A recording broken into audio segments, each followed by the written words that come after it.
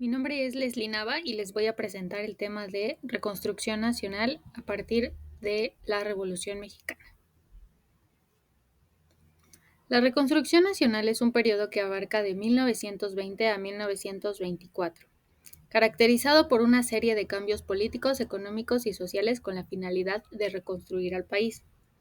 Durante esta época se tenía la necesidad de organizar a la sociedad, así como fortalecer el gobierno, crear dependencias públicas, reformas, beneficiar las relaciones geopolíticas y la creación de nuevos partidos políticos. Estos actos fueron la base para el inicio de la transformación del país y constituir un Estado más equitativo e igualitario entre clases. El primer actor de esta etapa fue Venustiano Carranza, desde 1917. Carranza triunfó como líder de la revolución y tomó posesión de la presidencia. Él presentó un proyecto de constitución, siendo revisado por los diputados constituyentes de cada estado. Fue aprobada, fomentando el desarrollo de la ciencia, industria y educación. Favoreció la ley agraria para entregar las tierras a los campesinos y trató de hacer las paces con líderes revolucionarios como Villa y Zapata.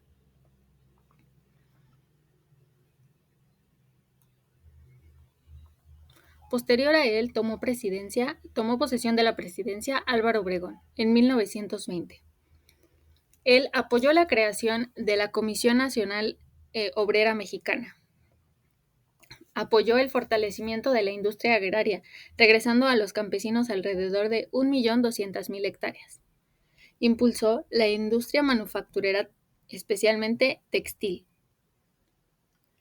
así como impulsó reforma agraria para beneficiar y modernizar al campo. Otra parte muy importante de esta época es el caudillismo. ¿Qué es un caudillo? Según la RAE, podemos definir a un caudillo como el jefe absoluto de un grupo armado, un dictador político generalmente militar, es decir, una persona que dirige a una comunidad por medio de la manipulación. En el mundo, los caudillos comenzaron a manipular al pueblo con la promesa de asegurar su bien común. Sin embargo, algunos de estos escondían sus ambiciones propias. Durante la Revolución y posrevolución mexicana, los líderes militares ganaron popularidad. Generaron ejércitos con el apoyo del pueblo. Estos tenían exigencias contra el gobierno de esa época y lograron apoyar y unirse a las causas sociales, como la retribución de tierras y beneficiar los derechos de los trabajadores, llegando con su popularidad incluso a derrocar presidentes. Durante el movimiento armado de 1920, surgieron diferentes caudillos, los cuales forman parte importante de la Revolución Mexicana. Entre ellos encontramos a Francisco Villa, Emiliano Zapata, Venustiano Carranza, Álvaro Obregón y Francisco I. Madero, que a veces peleaban como aliados u opositores, pero su lucha siempre estuvo impulsada para construir un país justo e igualitario.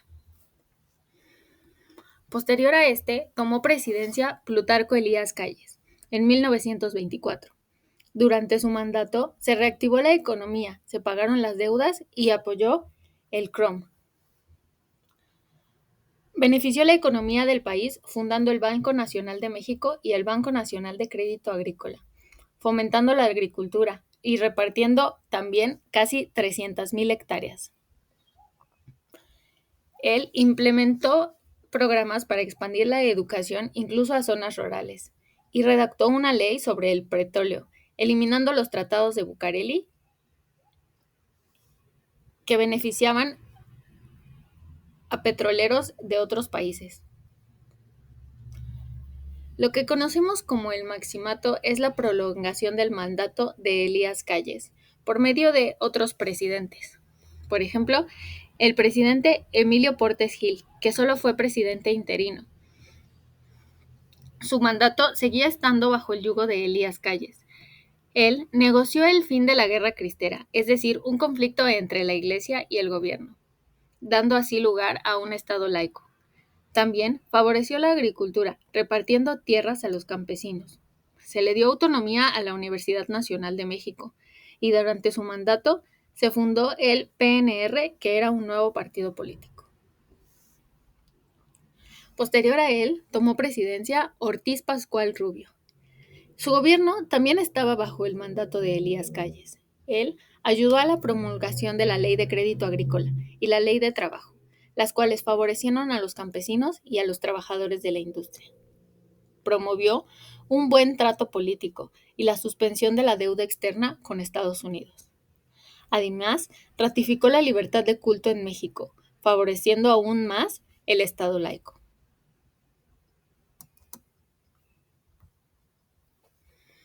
Después, tomó presidencia Abelardo L. Rodríguez, designado también por Elías Calles. Junto con él, se realizaron reformas a la ley del trabajo, como fijar el salario mínimo y prohibir el trabajo para menores y mujeres. Se promovió la educación expandiendo la educación pública socialista y apoyó a la industria nacional, dejando a un lado a la inversión extranjera. El candidato del PNR, Lázaro Cárdenas del Río, tomó posesión de la presidencia en diciembre de 1934. Actualmente es reconocido como uno de los más grandes estadistas y mejor presidente de la República Mexicana. Su mandato se considera un periodo de estabilidad y avances en la política, economía, educación y obras públicas del país. Algunos de sus aportes más importantes fueron: Cárdenas expulsó a Calles del país y dio fin a la época del maximato. Creó una reforma agraria apoyando al sector rural y repartiendo tierras a los campesinos. Expropió compañías petroleras, fundando Petróleos Mexicanos. Creó la CTM y la CNC en apoyo de los trabajadores. Impulsó la educación pública y la fundación de escuelas técnicas científicas especializadas, como el Politécnico Nacional. Y dio especial atención a la salud pública, con la creación de nuevos hospitales, ampliando los servicios en zonas marginadas, así como en la creación de campañas de vacunación. Durante el periodo de reconstrucción nacional, nuestro país buscaba crear una estabilidad política, económica y social mediante una serie de luchas y creación de instituciones que apoyaran las exigencias del pueblo.